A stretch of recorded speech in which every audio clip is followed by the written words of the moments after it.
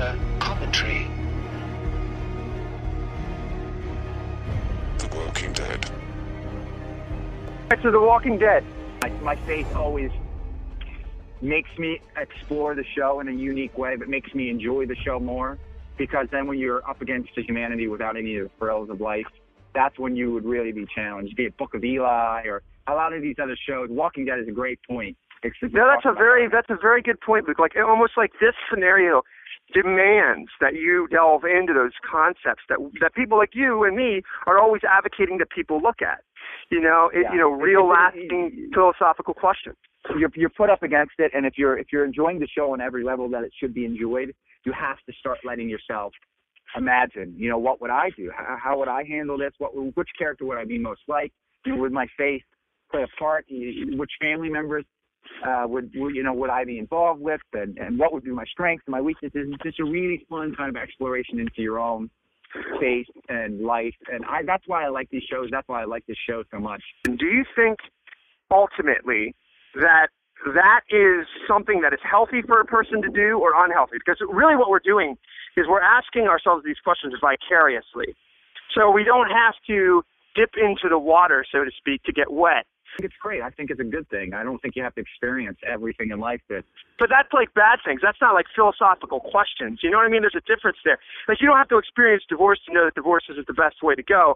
But that's not the case with your internal philosophical questions about who you are as a person. You actually do have to face those in some kind of real way. I'll give you an example. Like, I'm genuinely interested in what you think about this. So I have this feeling that some form of mind over body has to take place in a young boy's life for them to fully be the proper man that they need to be. Now, that can come in a host of ways. You can be a fencer. You can be a football player. You can be a rock climber. But your mind has had to tell your body at some point in time, I can do more than the pain says I can. I am in control. My mind is in control of me. It's not my emotions. It's not my sickle, this and that. Now, I think that you can only experience that by doing something that throws you into that lion's den, if you will, that makes you decide that. For me, it was sports, and then later it was the military.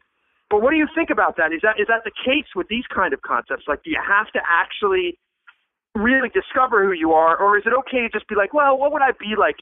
I think you could probably, depending on when you were born, have lived almost a full life without really being challenged, just because we are so blessed in the West. But I think it's a good mental exercise. I don't think you'll really know until you're tested. And in some cases, God forbid you ever get tested in that way. But I think that you probably need to have it actually happen to you. There was Stephen Curtis Chapman lost a child, and I remember watching this interview, and actually that was very unique, because it was an adopted child, and one of his children accidentally killed his other child. I remember I was watching this interview, and I thought, man, what a crazy test of faith and of patience. And of, yep, absolutely. And you could say, well, you kind of mentally ran through that scenario in your own mind, what would happen if it was you. But you also would never in a million years want to. That's a good point. Yeah. So in that case, vicarious learning is like, that's a good example of where vicarious learning is way preferable. You benefit from the exercise in your mind. Forbid it happen. I mean, we're all going to go through things that are outside of our control that are tragic, but we're not going to go through a zombie apocalypse, but we very well might go through a time in American history where it is famine or economic problems. I mean, it's going to happen. It is going to happen. And this is a little different than maybe the fear in the 80s of the Cold War, where, oh my goodness, this might happen. Now we look back and we laugh about the drills where the kids were underneath the desks and things like that. But the truth is, this momentum of an economic downturn it's going to happen. It's not something It's not something that's silly to think about. It's actually going Well, to happen. You're 100% right. And just real quickly to give what you're saying validity, now you've heard that you remember the Fannie and Freddie thing that brought the whole thing to its knees last time? Now they're going down that same road again. So when you say it's going to happen, it is going to happen, and there is going to be economic consequences. At the very least, economic consequences. But I think people like you and me think multiple layers of consequence for society. Well, I just don't think we have a group of people that are at the turn of the century last time, early 20s.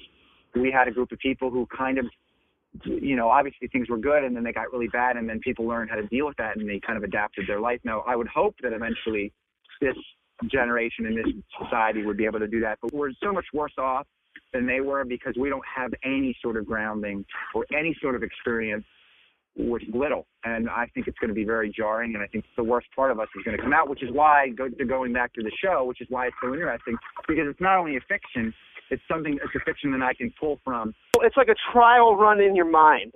You know, now, do I think it's going to be people literally eating one another? No, I don't. But do I think it's going to be really, really difficult?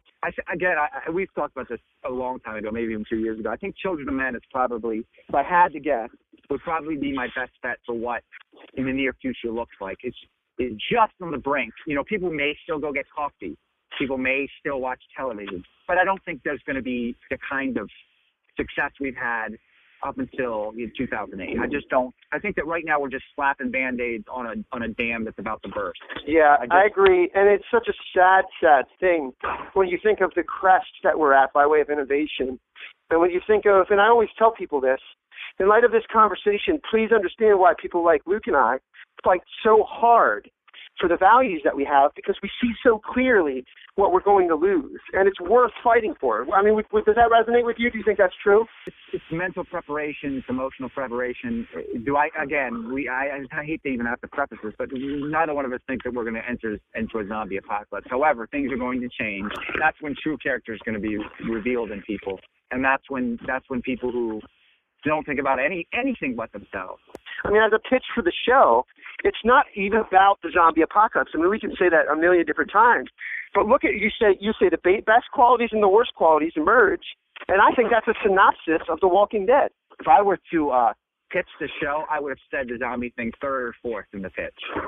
Now, actually having experienced the show, if I ever try to say, you got to watch the show, I say think of zombies like a polar. Think of zombies like, this is a terrible example, but in The Happening, it was The Environment, which was one of the worst movies on the face of the earth. But think of them as secondary or even third tier of importance. It's an outside force that you're dealing with. It's like inclement weather. That's a great way to look at it. It's just that the vehicle they use for this show is the dead. Now, it adds an element because these are people, you early on you experience people who come back as this is my wife, and that adds an interesting level to the show because these are ex-people that look kind of like people, so you're dealing with a lot of emotions. We're at the point in the show now where that doesn't even matter anymore. You're right. People through the eyes, and you're dealing with people who were your friends 5 minutes ago, and you're able to stab them in the head.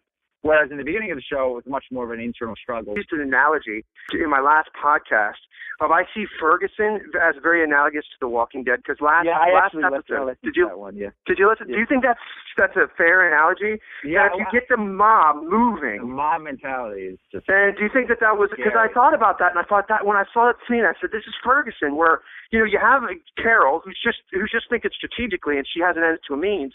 And she was right in this case, but she could have been wrong. It could have hung a left if, like, a tree fell. And you know what I'm saying? If a tree fell really loudly in the woods, the mob could have turned a left and killed everybody that she loves, is my analogy. And I think it's very, very true. I think that's how Democrats handle politics. And I think if people kind of clock with The Walking Dead and they don't clock with political lexicon, think of it like that. You take a character like Herschel, and he was a Christian guy, and you saw him kind of.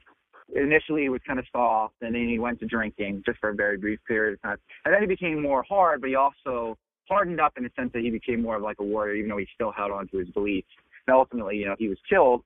As a Christian guy in that scenario, it's interesting to say, you would, I think, in some ways, not the lazy kind of ones, but the liberal Democrats, which are extremely selfish, would do a lot better because they don't have the morals. They wouldn't have the battle inside of them that maybe a Christian would have.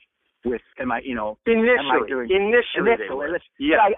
But just like in Fury, the movie Fury, where Shia LaBeouf's character is still willing to pull the trigger, but he still holds his beliefs.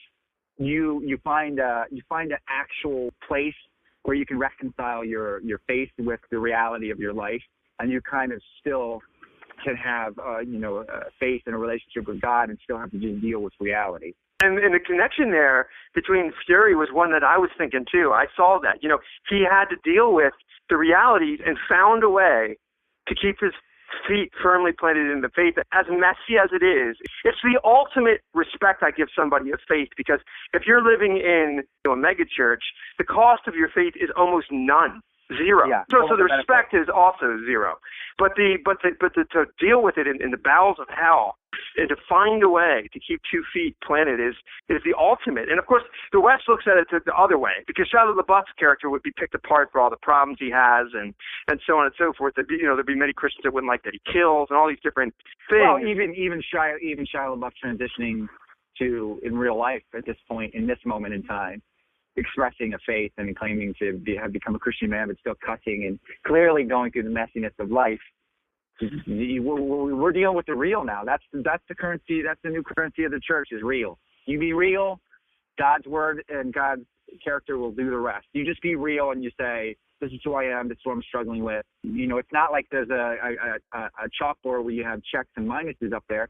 God says, I know the earth. I know how fallen and messy it is, and I know what your heart was about this whole time, and I know your struggles, and, well done, and come on in. That's got to be the way we approach this from here on out. Visit couchculture.net, the place where culture and Christianity